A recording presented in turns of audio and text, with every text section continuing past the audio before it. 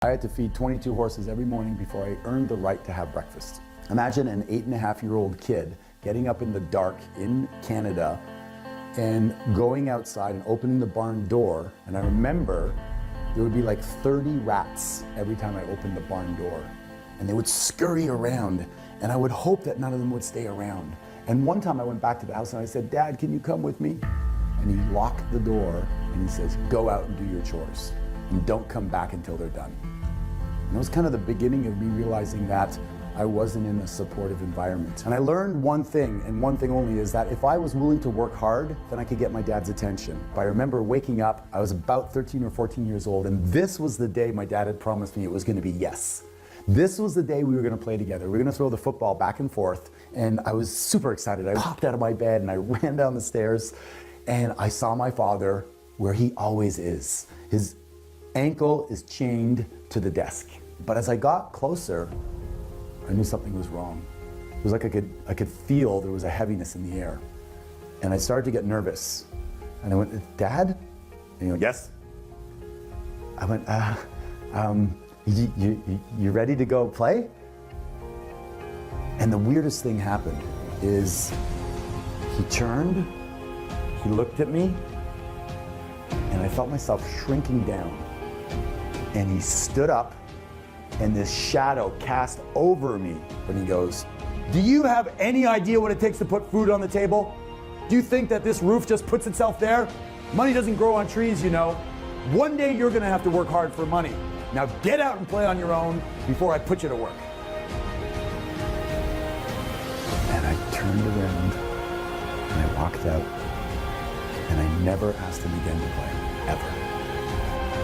I don't have one memory of playing with my dad. Not one. The only way I connected with him was when he was working around the house doing a chore. I'd say, "Dad, can I help you?" I'd hand him the nails, or I'd hold the measuring tape. It was the only way. Never once. He never came to my hockey games. He dropped me off in the car and stayed in the car. While all the other parents were tying their skates, I was there alone. I would try to score as many goals as I could so I could go in and tell him that I scored the winning goals. So he'd want to come and look, but he never did. I remember winning honors in school for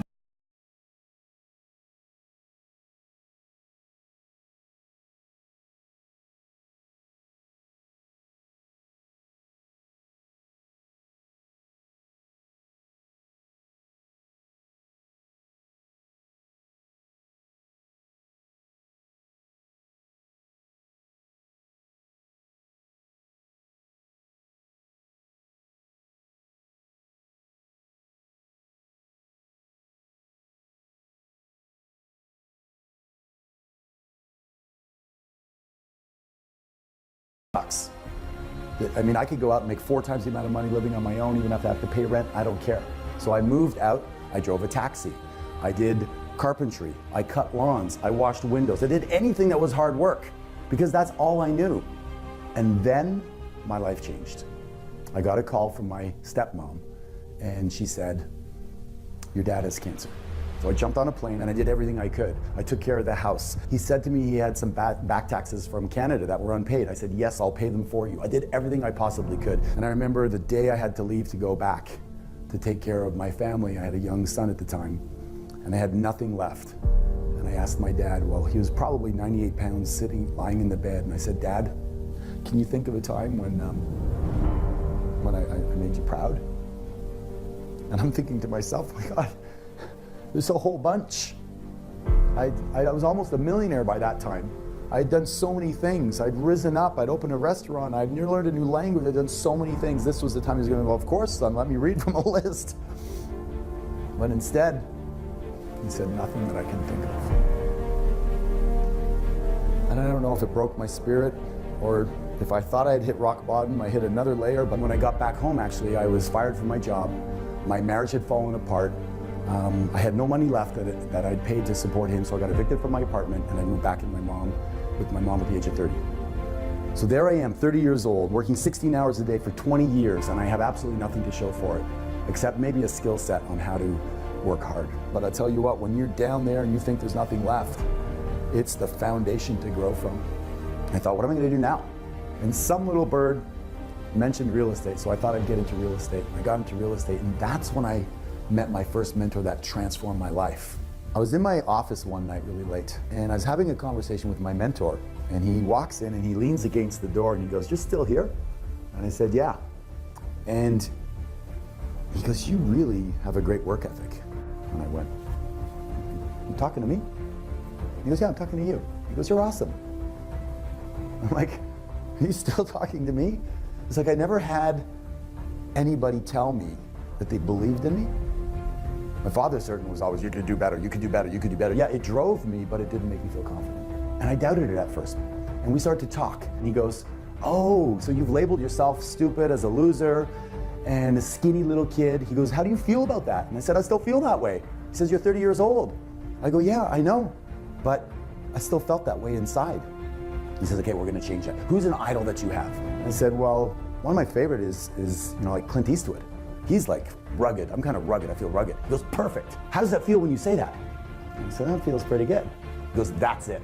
I want you to say that 1,000 times. 1,000 times every day, or more if you want. Loser out, ruggedly handsome in."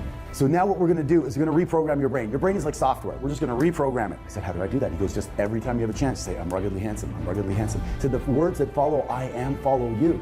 You just didn't know it. You had shitty programming. But now we're gonna change that and change that forever." And I remember driving home, I was so excited. I was so excited because I could change my program. I didn't know it. I thought I was stuck that way my whole life. And all I had to do was have the energy to put it into changing the way I see myself. And it was, I just said it over. I remember screaming in the car, "I'm ruggedly handsome, ruggedly handsome, ruggedly handsome." I'd get up in the morning, I'd say it over and over and over again.